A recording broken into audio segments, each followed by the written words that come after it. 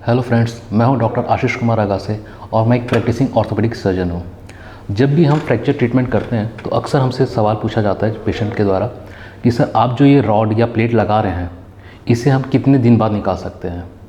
तो अक्सर ऐसा होता है कि जब भी हम 1.5 या 2 साल के बाद इसे निकाल सकते हैं।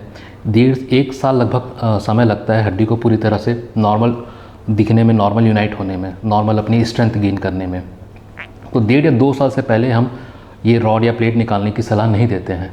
लेकिन अगर कोई परेशानी हो इम्प्लांट्स के द्वारा, जैसे कि इन्फेक्शन हो या पेन कर रहा हो, तब इसे हम जल्दी निकाल सकते हैं बशर्ते कि हड्डी जुड़ चुकी हो। दूसरा सवाल ये अक्सर पूछते हैं लोग कि सर अगर इसे नहीं निकाले तो क्या होगा। अगर ये इम्प्लांट हमारी बॉडी में सालों साल पड़ा रहे तो कोई दिक्कत नहीं होती है, हम इसे आजीवन भी छोड़ सकते हैं।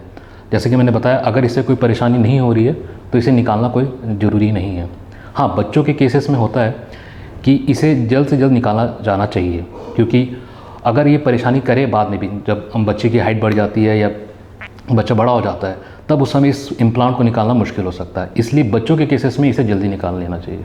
और तीसरा अहम सवाल है जो शायद कोई पेशेंट किसी डॉक्टर से नहीं पूछता है और शायद डॉक्टर भी नहीं बता पाते हैं, वो सवाल ये है कि हमें टाइटेनियम का इम्प्लांट डलवाना चाहिए या स्टील का इम्प्लांट डालना चाहिए। देखिए, अगर मैं टेक्निकल्स में ना जाऊं तो ये दोनों ही इम्प्लांट लगभग एक जैसे ही होते हैं। किसी के कुछ फ़ायदे हैं, किसी के कुछ नुकसान है।